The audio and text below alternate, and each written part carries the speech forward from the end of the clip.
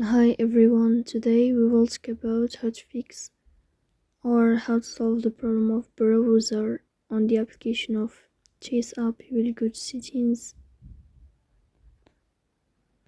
In this page you will go to apps, default apps, app settings. In this list you will search about Chase app and you will click.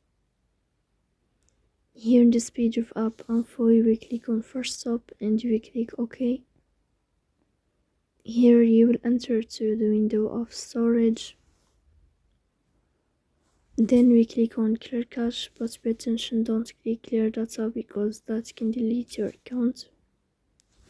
Here you can turn on your airplane mode and you can turn off your airplane mode again. So please don't forget to support us by like and subscribe. See you next time and thank you for your watching and your time.